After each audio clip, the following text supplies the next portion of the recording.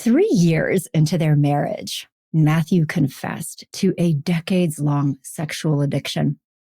Joanna was devastated, but instead of walking away, they chose to walk through it together. Over a decade later, they're not just still married, they're helping other couples heal through the very trauma they once lived.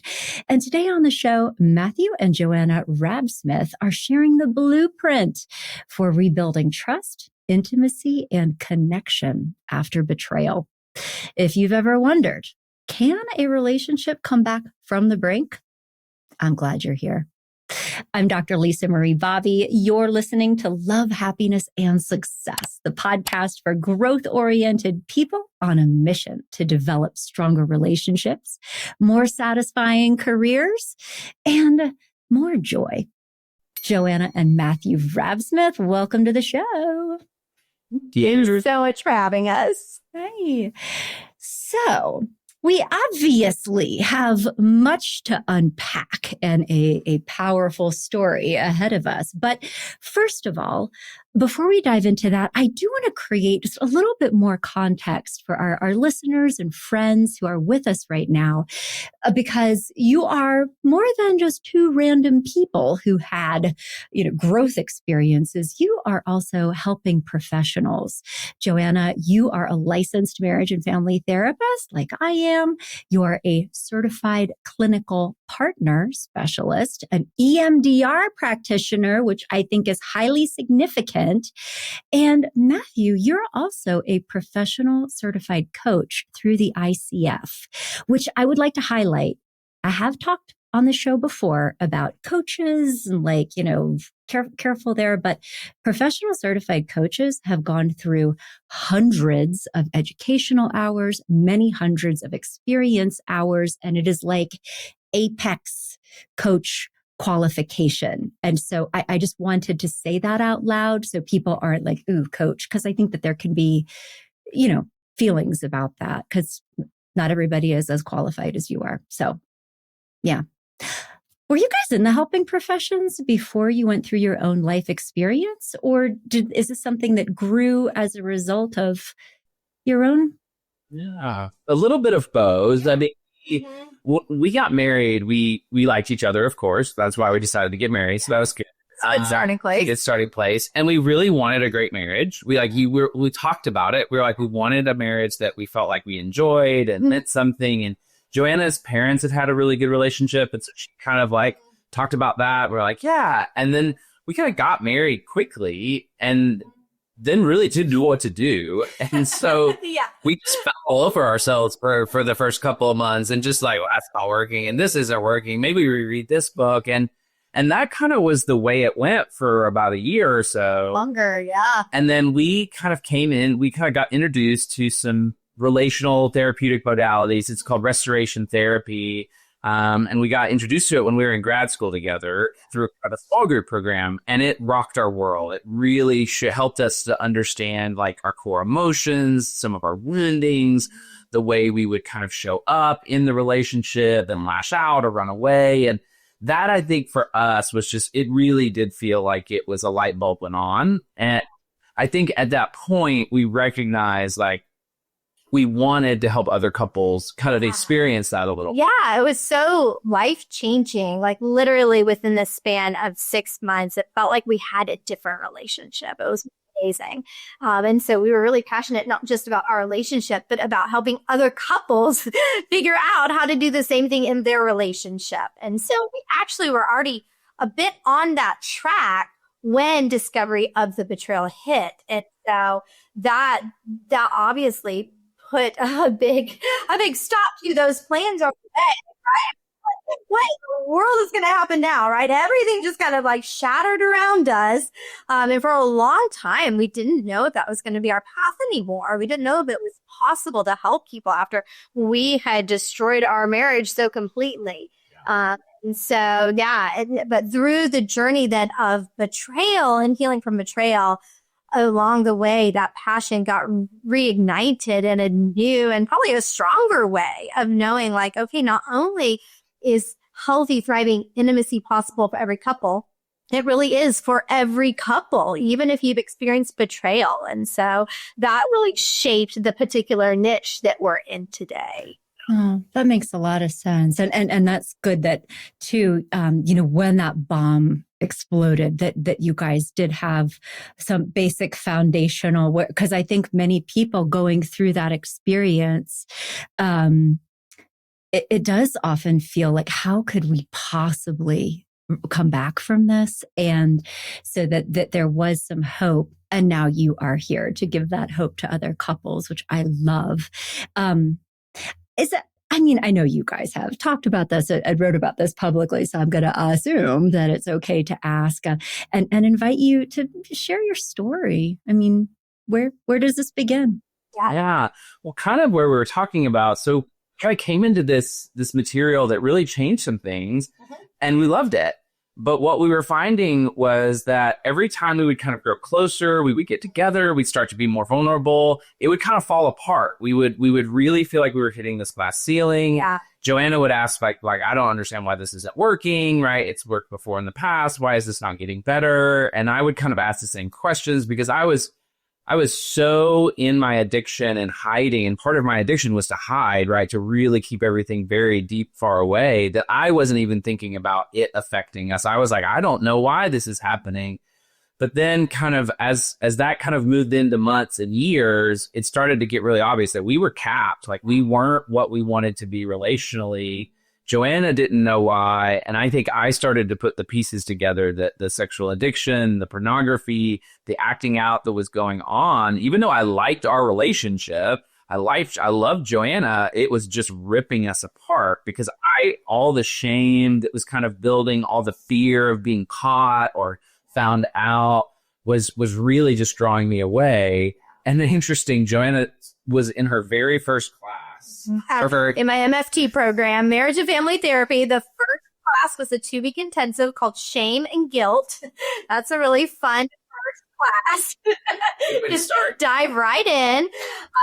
And there was a man who gave his story of healing, finding recovery in sobriety after sexual addiction, and finding restoration in his relationship. And as he described his journey, like my gut was just telling me, this is it. This is the thing. This is why you guys are stuck. And I went, oh yeah, good. Well, but okay. So just to clarify, make sure I'm following here. So you guys had on the surface, like a perfectly fine relationship in a lot of ways. And though there was this weird gravitational force and you didn't know what it was called. You didn't have a name for it, but Joanna, it felt like you could feel it. Like something is off, if I'm understanding right. And yeah. And that Matthew, you had this kind of split, which I think is very common with addictions. There was this secret part of your life that felt compartmentalized, and that feeling like, well, it's probably not, impacting things, but then maybe it is. And that you both were sort of operating in this space where you could kind of feel it, but didn't really, it wasn't fully in awareness yet. Is that okay? That's good. Yes. Dr. Norman Lola calls it the secret sexual basement. Okay. But this is good though, because I think a lot of people having this experience, it's like there's almost this intuitive place or what am I feeling right now? And you don't have the name for it. And I think I just wanted to highlight this because I've encountered so many people who it's like you don't know what you don't know, but you kind of know something. And it is a very discombobulating place. And so I think one of the takeaways here is get curious. Absolutely. Yeah. Okay. 100%. Yeah. And so then when you were in this guilt and shame class, somebody started articulating some things and you were like, oh, that's it. That's the thing. And it really was, I think, a lot of the emotional, because I still didn't know what was going on. I still didn't have any of the information or the details, right? And so it was really that understanding of oh, this is emotionally what betrayers go through when they're in addiction, when they're coming out of addiction, what it looks like, what it feels like. And that's where I connected. That's where I went, oh, well, now those pieces that weren't making sense, they make sense now, right? So for instance, if I would kind of come in close to create some kind of connection or intimacy, and Matthew would shut down and withdraw and eventually get angry, right? It makes no sense because we both said, like, yes, absolutely, we want thriving connection. We want to be close. We want to be intimate and have that type of relationship. So why does he keep shutting down and pulling away? Well, I came to understand if he had been acting out recently, he may be feeling shame or just kind of more isolated, withdrawn from that experience.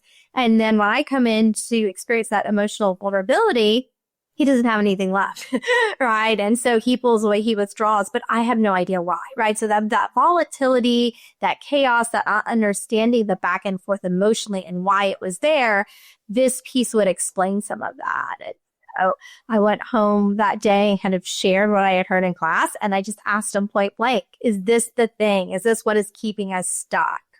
And for over 3 years of our marriage, those questions had kind of come up or had been like bantered around about, but I had always just, no, absolutely not. That was something in my past, but I don't do that anymore. It's fine. It's not an issue. You know, when I got married, I was in that belief that we're going to get married and it's going to go away. You know, our relationship and the goodness of our relationship will take any of those desires and those problems away. And it did for a season. And then, like all addictions, unaddressed, it just comes back. And that's what happened. And so I had finally, I think, kind of come to a breaking point in my own life where I could see it was really ripping us apart. And we were kind of getting further and further from what we wanted to be. And I had remembered about a month earlier, just really kind of feeling like if there is a way out of this, if there's a path, I'll take it. I just don't know what it is, because the idea of telling her, just like coming up and confessing, felt like that'll be the end. And so when she started telling the story of somebody who had kind of made it through, I was like, okay, all right. And then she kind of asked, and it just came out. Like, I remember saying yes, and then immediately going like, oh my God, what did I just do? That's not what I say when people ask me that question. I say no, and I hide and I divert and I change the subject. And so she kind of looked at me, and because she had written down this plan that this guy had given, and she goes, here's your plan. And she's like, you need to get to work. And that's kind of what happened. We that day, like, dove into recovery, and I dove into personal recovery for myself, dealing with my addiction, dealing with the wounds, right? Joanna had to begin her own personal recovery. And it was scary, because I think there was no guarantees that she was going to stay. I was pretty sure my marriage was over when I confessed. I'm delightfully thankful and grateful that Joanna had said, there's going to be another chance at this. I believe in you. And that's really what she said. Like, I believe in you. I believe in what you're capable of. I just need to see if you'll get yourself, well. And so that was the process. And it was crazy. And at the same time, she's starting this program for school. Right? She's going through this like therapist program and reading all these books, and we're both in recovery. So it was a very chaotic, intense, right, couple of years. But I also want to highlight, though, that you guys co-created that moment together that changed everything. And also, I think, for the benefit of our friends here with us, to get visibility into each of these perspectives, because Matthew, I'm also hearing something that's very common in your story that I think many people in the situation don't fully recognize, is that you had been actively concealing this, aka lying, with which a lot of people want to get mad about and have feelings about. But what I'm hearing in the story right now is that you were doing that in order to protect your relationship. The mindset was, if I say this out loud, it's over. So the lying was a protective motivation in some ways, and self-protective for sure. But that, Joanna, you were also coming into this in a emotionally safe way. I'm hearing you were coming in with a story of hope and redemption, and saying, I heard this from somebody else. It resonated with me. Does it resonate with you? And I would only imagine that that probably felt different in that moment as well, as opposed to a, what are you doing? Like, and I'm not saying that you were doing that previously, but like you created an emotional atmosphere that allowed that to happen. And I think I also asked more specifically in some ways, because I think before I was maybe scared of the answer, because I also didn't know what would we do if he says yes to this? Because in the back of my mind, I think I had wondered off and on, like, what if this is still a thing? Could this answer the questions that I have, right? And so I think finally for me as well, having a structured path of like healing, it is possible, and here's what you do, finally gave me the hope and me the courage as well to go to ask more, like I said, more directly. Yeah. No, I get that. Yeah, it felt safer for you to open that door in some ways, because previously, if it's yes, we fall off a cliff. But now if it's yes, maybe we have a parachute. Yes, 100%. Mm-hmm. Okay. Mm-hmm. Wow. All right. So there was this moment, and like, but so you had been handed a plan from the person in your class, like. Tell me more. It was like a napkin, right? It was like a plan on a napkin, right? It was like the best kind of plan. But it worked. I had to assert you. It had these really, core concepts. The first thing was, it was like, go to an intensive, go somewhere, get away, really take a look at things I've never looked at, and take a look at them with people who'd gone through something like me. And that was really what I did. I went to a weekend intensive for men who are struggling with sex addiction, right? Pornography usage, infidelity. And it was the first place that I ever was honest with anybody, really honest. Joanna kind of knew, but this was when I really started talking about the depth and the breadth and the details of my story, things that I was for sure up until that point I was going to go to the grave with. And it was so liberating.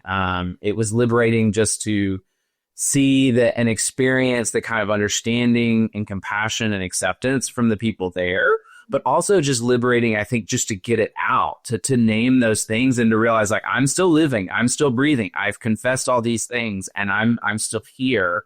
And it was a place that really helped me see how misaligned with my values I had become, because that's really what I realized, was that I liked loving Joanna. I liked being a good husband, and I wanted to be one, and I wanted to be someone who cared for people.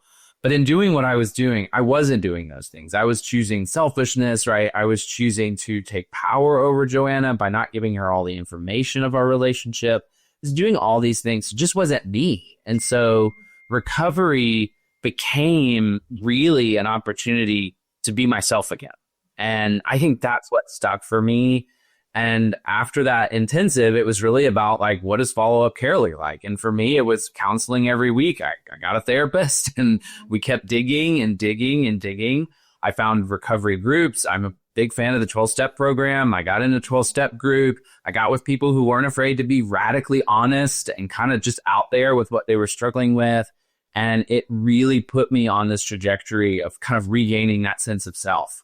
It wasn't overnight. It took time. It took months of really diving into this work.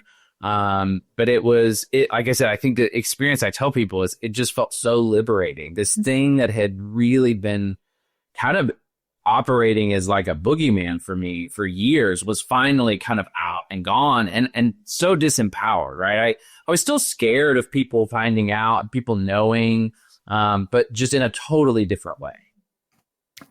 Well, I could see how it would feel liberating, and just to even articulate it, having it feel more like something that you could do something about, as opposed to keeping it inside, and the shame and the secrecy. And I'm wondering if it's okay to ask you about something, and if it isn't, we'll go in a different direction. But I think many times it can be very difficult for people who have been in that place, first of all, to truly own it and take responsibility for it, but also to articulate why it made sense at that time. And without that understanding, I think it can be very challenging for partners to really understand what was going on, have compassion for what was going on, but also feel safe.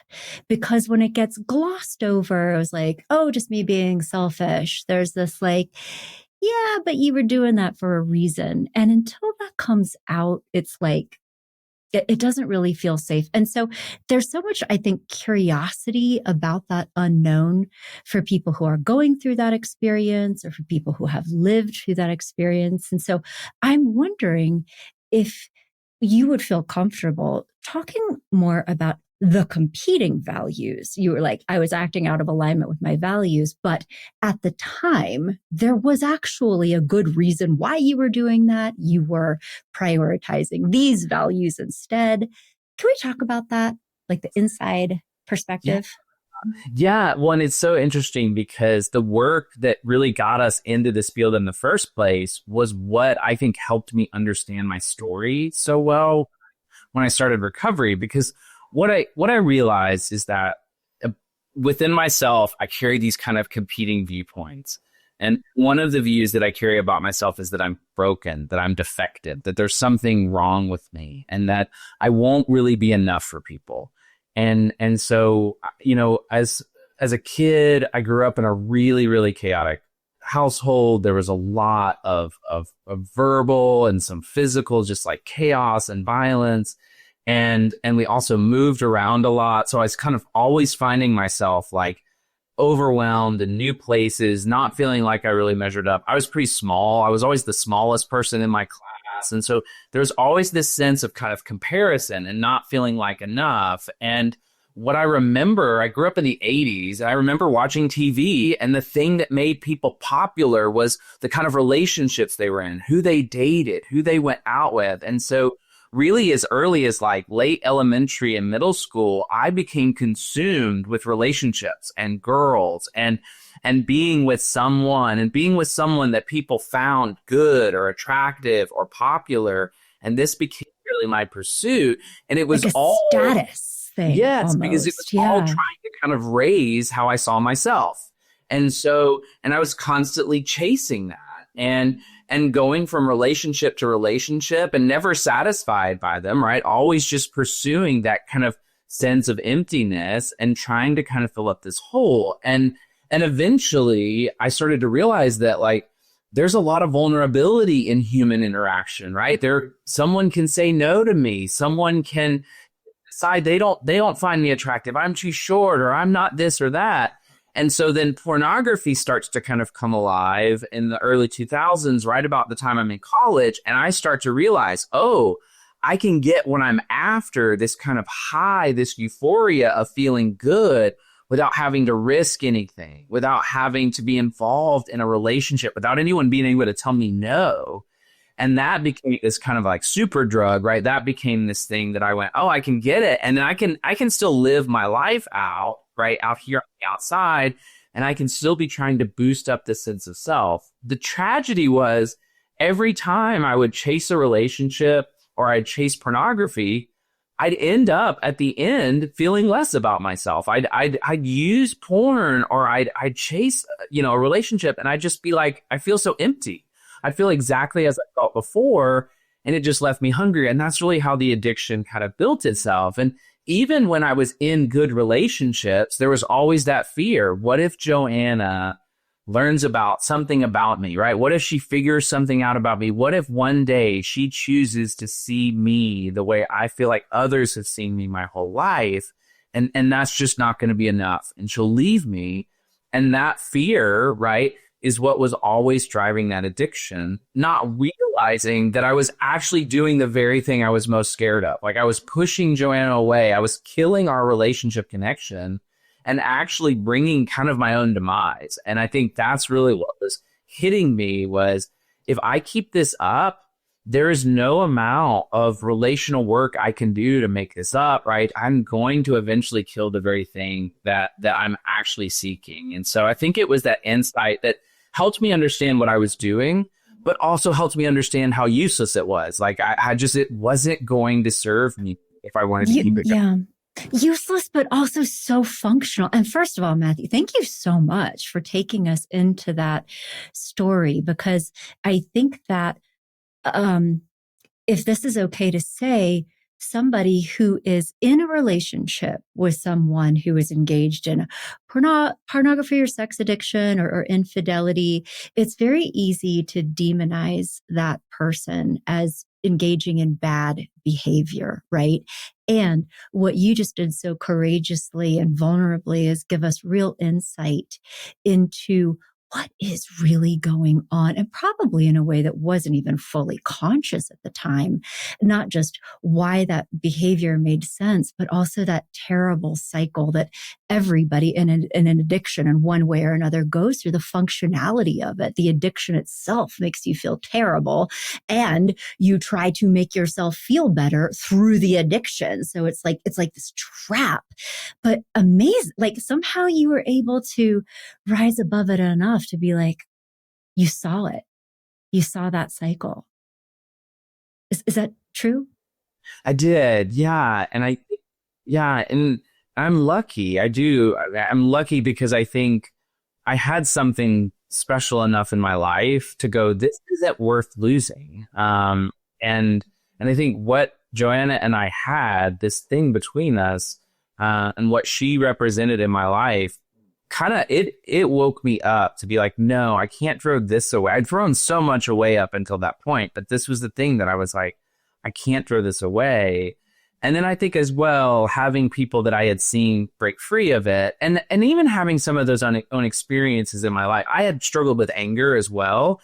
And the work we had done in our kind of early relationship had really created this transformation. And I didn't rage anymore. I didn't explode. And so I was kind of like, well, if I can do that, maybe I can do this, right? Like I'm guessing this is all math, right? It all adds up. And so I think that sense of hope was so important for me, was that, okay, if I could get through that, I can get through this. If we could get through that, we can get through this. And Joanna was incredibly supportive, even as she was really reeling with what she was going through and what I had done, because I had really kind of looped her into something that she didn't even know, right, was going on both before our relationship and during. And so she was wrestling with like, what is reality?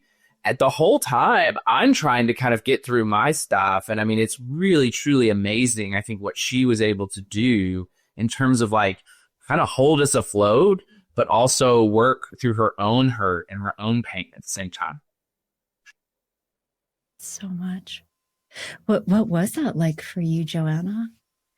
Yeah, it was shocking, right? You think about the stages of grief. There is definitely that kind of shock, numbness, denial in the beginning. I think when I first found out, and really the hardest part, and for so many of the betrayed spouses I work with, they will say the same thing. The hardest part of the betrayal, it's not the actions, it's the betrayal itself. It's the lies, it's the deception that is the hardest to deal with. And so all of a sudden, in a split second, my entire understanding of my husband, our relationship, myself was just shattered because I didn't know how deep the betrayal, the denial, the deception had gone. And so it was kind of like I didn't know anything anymore. There was no steady ground for me to stand on. And I didn't know if I would ever reclaim that in our relationship, right? It was just a big question mark because I didn't know what Matthew was going to choose in terms of like healing and getting help and all of those pieces. And so in the very beginning, right, I kind of handed over that list of resources and we didn't talk much for the first few months. Like it was kind of like, okay, what's going to happen? Are you going to do the work to be honest, to be safe in our relationship moving forward? So, and then I knew that I needed something. Like I could tell, like I need help. I need support as well. But over a decade ago when we went through recovery, there was not a lot of information about the betrayed spouse's healing journey and what that is and what that looks like. And so I tried a few resources that really did not fit at all. Some of them operated from the codependent, co-addict model still. And so I kind of stumbled around for many months before I found the betrayal trauma model. Stephens really kind of pioneered. And so as soon as I started reading about that, it was like everything just felt like it fit perfectly with my experience. I finally felt seen and understood. And I was like, okay, this is what's going on for me. And so I was able to kind of really dig into that. Well, and I wonder if we could actually shift it and talk more about, well, first of all, I want to acknowledge your experience to what you're saying and how the, like that, who are you and what do I even believe? Because if this wasn't true, what else wasn't true? And like, I don't know what we're doing anymore. And like, that is so real and so scary. But that is the betrayal trauma because there's an attachment bond, right? That is connected to our core survival drives. And when that is damaged, when it is my number one person to whom I am deeply connected is now a potentially dangerous stranger, like that is a traumatic experience that, to validate what you're saying, and this has been a concern of mine for a while too, is not recognized by our shared profession. In the DSM, we have PTSD as it relates to, getting shot at, but there is not anything for this very real, very common type of trauma that is real as a heart attack and that has many of the same symptoms common to PTSD. And so can we talk a little bit just about what you uncovered, Joanna, as you were looking for, what explains this experience? And especially 10 years ago, like, we're not going to find that in the DSM. No, yeah, not, unfortunately. And like you said, even today in our care profession, there are so many therapists out there who have never heard of it, who don't understand it. Even trauma-trained therapists I know. struggle to make the connection. Totally. And so, well, I mean, I have actually looked for research to substantiate this on my own, and it's like there's not a lot there. So this is so friends, what we're talking about right now is that this is an emerging place. This is a growing edge in the mental health profession that I think is still developing, and that I would hope 5-10 years from now, there is going to be more targeted research exploration around this. But anyway, that's me getting nerdy. But Joanna, so where did you even find a model, a roadmap here? Yeah, so I mentioned earlier, I stumbled upon Dr. Omar Minwalla and Dr. Barbara Stephens. So she wrote Your Sexually Addicted Spouse, which is a fantastic book on betrayal trauma. Interesting book to have sitting in your house, right? I can't put that on the coffee table. Well, say it again. So Your Sexually Addicted Spouse, and I'm going to look it up and put the link to this in the show notes. Great. Yep. Dr. Barbara Stephens. She's fantastic. And so I read that. I started reading about her and found out about the trauma model through her book. And like I said, everything was just making sense because right at the time, the only other option was this co-addict model or codependent model, which is this very kind of like understanding that you're enmeshed in this relationship. And so you're kind of helping fuel this addiction because of your enmeshment, right? And I was like, how can I be enmeshed in something that I don't know exists, right? Just didn't even make sense. And then as soon as I found out that it exists, I did not demonstrate any enmeshed tendencies. I had very strict boundaries right away, right? And so I was just like, what? This makes no sense. And can I also just say, this makes me absolutely insane, but I hear this one all the time too. And I don't know if this was your experience, but that there, some, even therapists, I hear this all the time with some therapists who should know better, that somehow there was a relationship dynamic going on that, Joanna, like it was a little bit your fault. It was because of something that you were doing in the relationship. Matthew wasn't getting his needs met, wasn't perfectly happy. And no, that is like, I hate, did you run into that too? Oh yeah, that's very similar to that co-addict, right? I think I went to one 12-step group and I was like, whoa. This is something he had decades before he even met me. So how does that make any sense? Yeah. So like, bye. Yeah. Keep so your like, bad coffee. I'm like, leaving. Yeah, you ever went back to that one? And we've actually seen this in the clients that we work with and in our own story. Most of our clients who deal with sex addiction, they like there's a lot of connection in the coupleship. Like we had a good relationship. Like, if you would have met us days before, right, this discovery, you would have thought we were the perfect couple. I mean, we took all our classes together, we worked together, we did kind of actually it's like we were that couple. We were that couple. Literally. And a lot of the couples who come to us, they're like, we like who we are. And so that's part of also why it's so equally devastating. There wasn't just this like, oh, we've grown apart and Matthew decided to go very apart, right? Like it was like, oh, we were close. How could we be so close and also have this kind of answer? Really? And how could we be so close? And I have no idea, right? Like I thought we were so close, but apparently we weren't, right? And then that exactly what, like you said, that's that attachment trauma. Wait, this is what I thought we were, and now it's ripped apart, and now I don't know if we ever were close like I thought we were. And how can I ever trust our closeness again in the future if we do build it? Will I always be questioning it in the back of my mind? What else is going on? And so, yeah, there's so many, which leads to, you can kind of see the PTSD symptoms of like hypervigilance, right? Always wondering, am I safe? Am I not? I can't trust my gut anymore. My gut didn't tell me the right thing.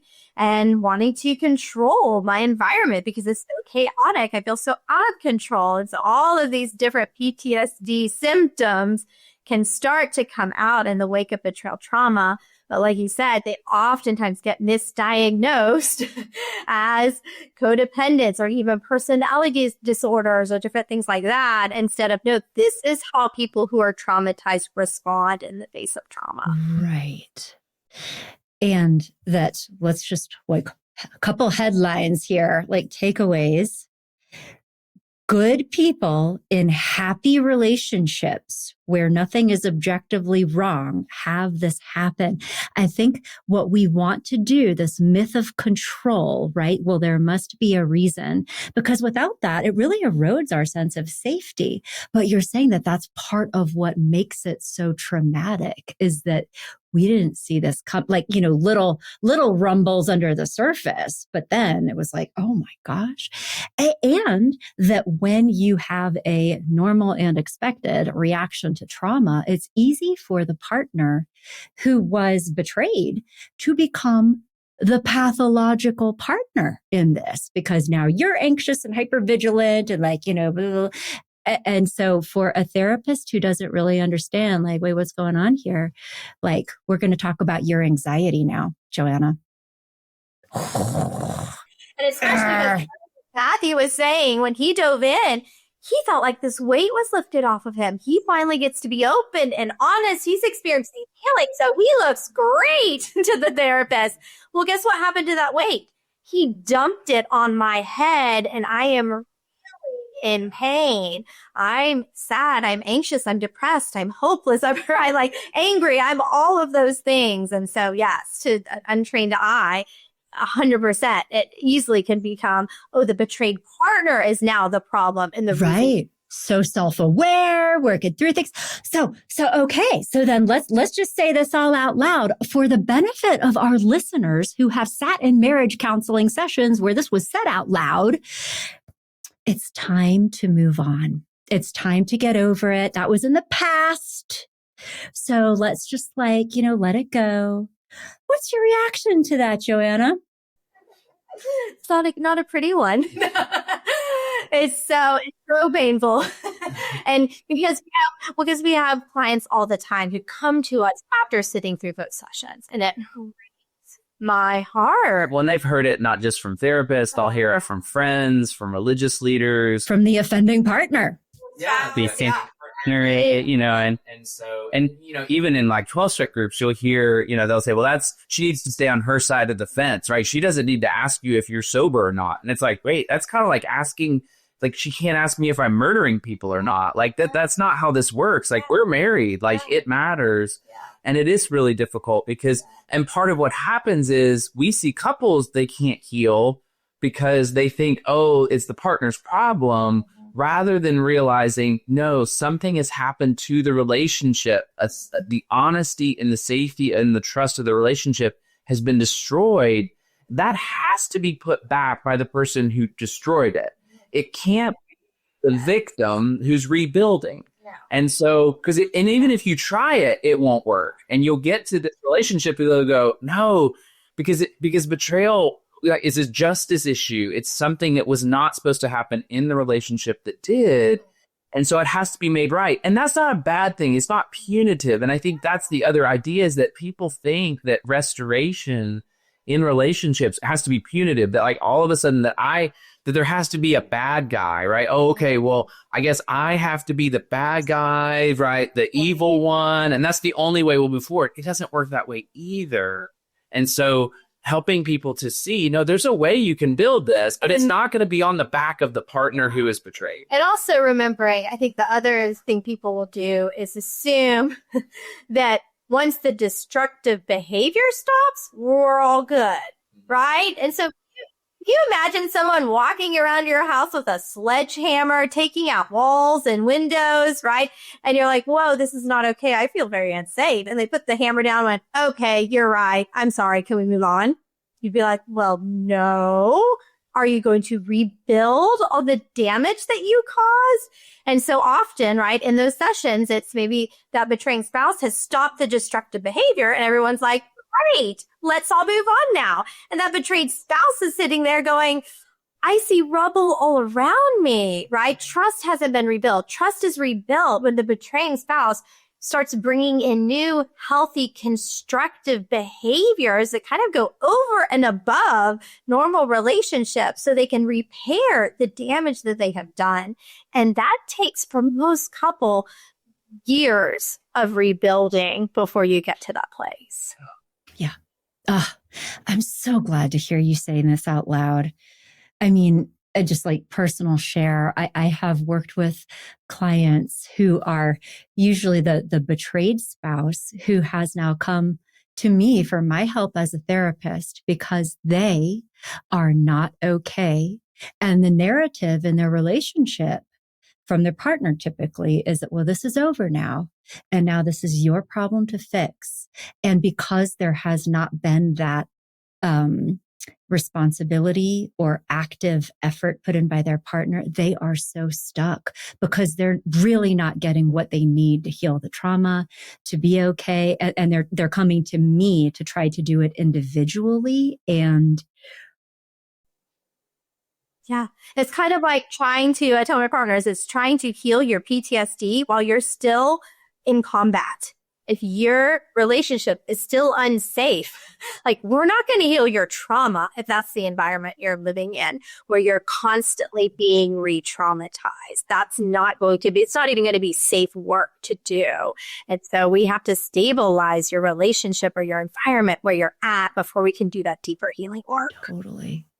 Well, if it's okay, can we talk just a little bit more about this? Because Joanna, I feel like you bring so much expertise to the table. So you are also certified in EMDR. For those of our friends who aren't familiar, EMDR is one of several evidence-based trauma treatments that seeks to heal a trauma response experientially. And Joanna, could you just talk a little bit, how, maybe even in general, how trauma is healed and then how we apply some of those principles to the healing of betrayal trauma? Because I think it's important for people to understand the mechanics behind how this works. Yes, Is that absolutely. okay? Oh, Yeah. yeah, for sure. It wrecks your nervous system, that's for sure. And trauma, right? When you experience any kind of trauma, it actually changes the brain patterns. The way you experience the world is now different. And that's just like holistically experience the world. So that's not just in my relationship, I'm now unsafe, but in the wider world, like, great. No, unfortunately, that's not the way it works. All of a sudden, my brain is on high alert looking for potentially unsafe situations in all circumstances. And if my brain's not sure, it's going to default in the negative and tell me it's unsafe, whether or not it is. And so all of a sudden, right, clients or people who experience trauma, you're going to have trauma triggers everywhere in the world. It could be sights, sounds, memories, flashbacks can come back and create those trauma triggers. And it will feel like your body is being controlled outside of yourself. Right? You will feel very strong physical sensations. Your heart may start to beat faster. You feel hot. You may freeze up, right? You go into fight or flight mode very easily and very quickly, and it will feel really strong. And so we already talked about how kind of unsafe and powerless it can feel as partners. Then you throw on that experience happening all the time that they feel like they can't control. That feels even more unsafe. And so those trauma experiences can be really benefited by this kind of more experiential therapies and things like bilateral stimulation, grounding techniques, where you're training your body, you're retraining your brain to calm itself, to learn how to regulate, get back online in the face of those different trauma symptoms. And so finding ways or finding people to teach you these techniques. And so I will work with my clients both in the session with the MDR, but also teaching them techniques to use during the week, because they're going to be triggered when they're not with me. And I want them to have a lot of tools that they can use in those moments. One of my favorite was I had a client, we were actually doing EMDR, but I forget what the prompt was, but she was supposed to sit and maybe it was going to a safe, calm place, kind of this meditation in her head. She said, I did it on my couch, looking out the front windows while cars were driving by. And my eyes kept going back and forth with the cars, which is that bilateral simulation of EMDR. I was like, that was great. You did EMDR on yourself.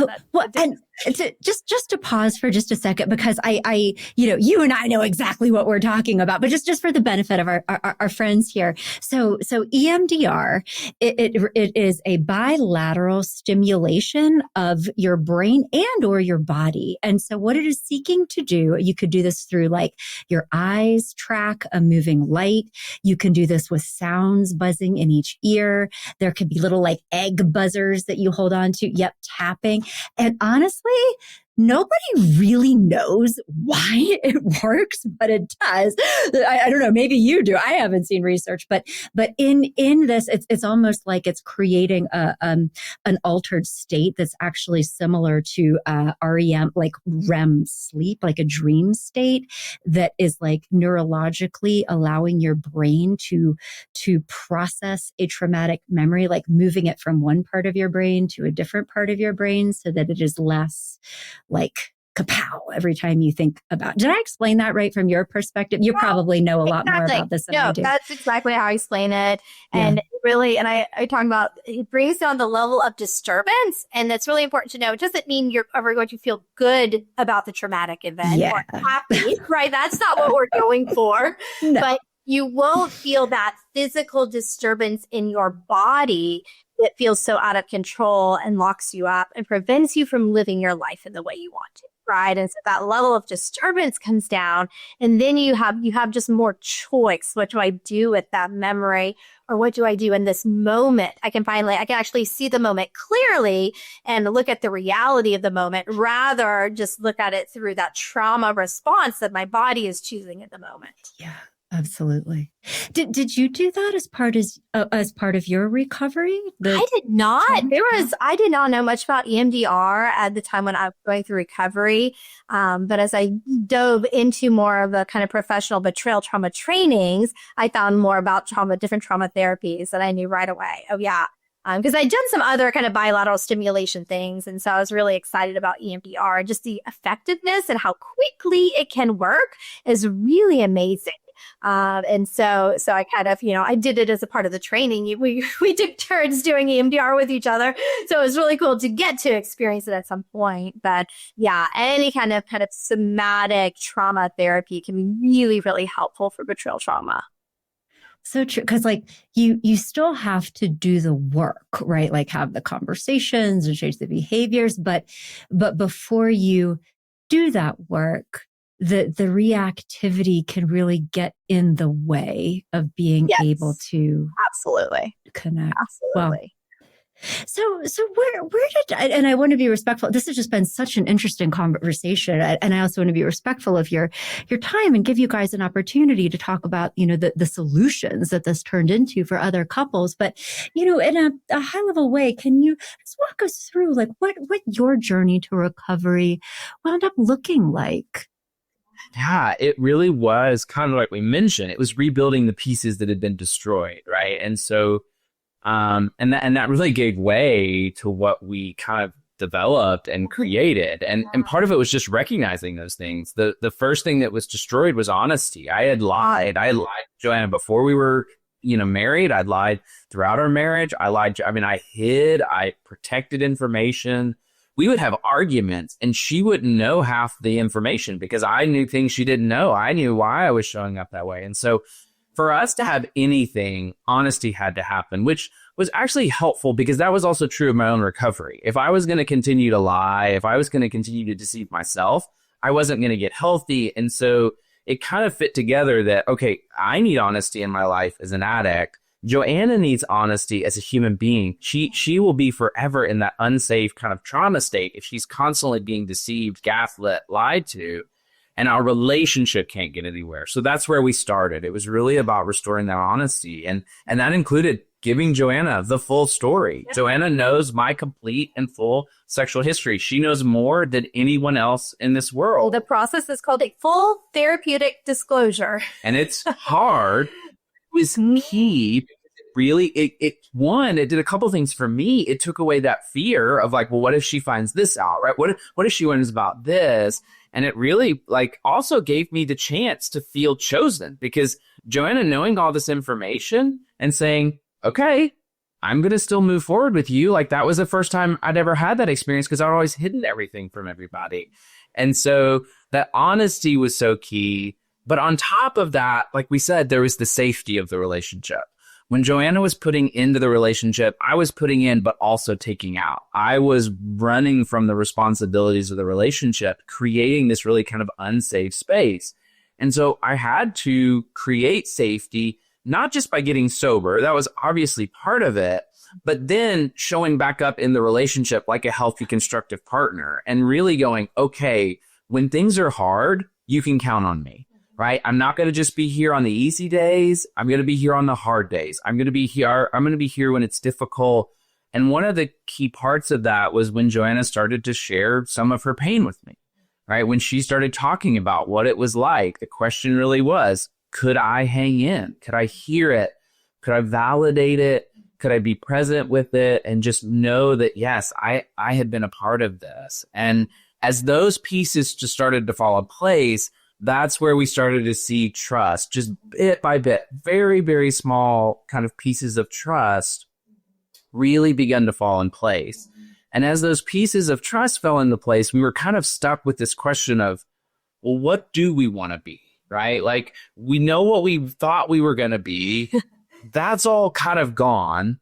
Who do we want to be in the future? And that was really the second half of our journey, right? We rebuilt honesty, we rebuilt safety, we rebuilt trust, but we also had to rebuild vulnerability. And that's where that recoupling really started, right? Where it's okay, now we have the option to create something new, a brand new relationship. And so there's a ton of vulnerability for that betrayed spouse. Do I really want to step into this again?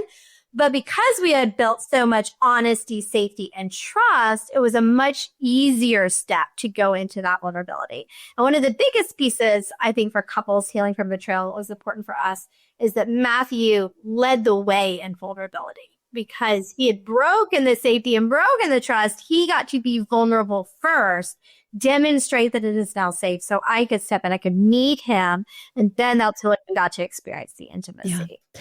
And that's actually what's standing out for me in this story as well. And I just want to highlight what's happening here. I mean, Joanna, obviously you are such a powerful person and did phenomenal work and found ways of explaining this for yourself, doing your own work, and then supporting other people through it.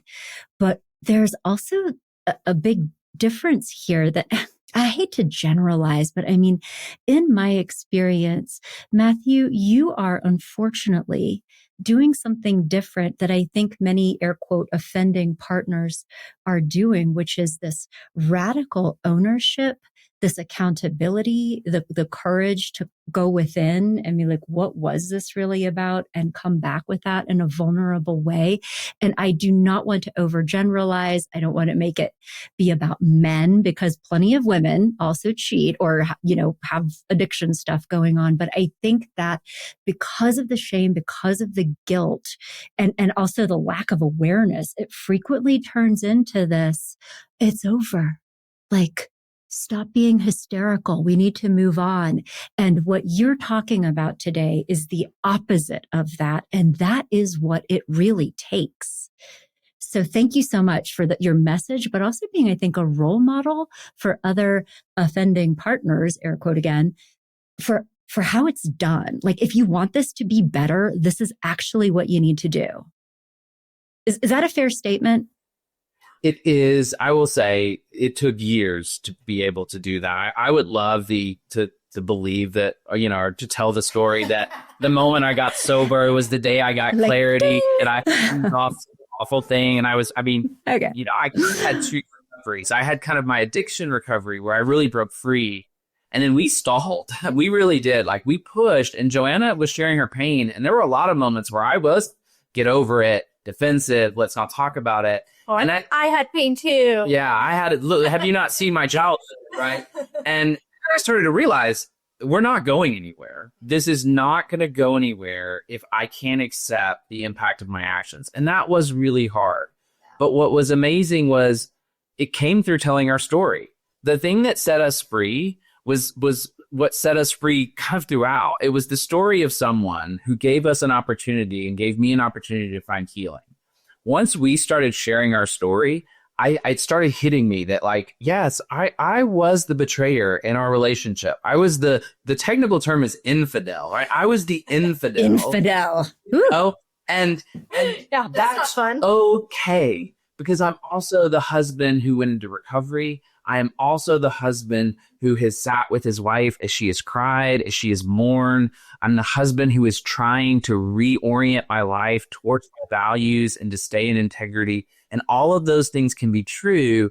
And the more we told our story, the more and more I got comfortable with kind of resonating and really being present for that. So it takes, I do think it takes time. Like, it's not something that's overnight, but you're right. It's the only way.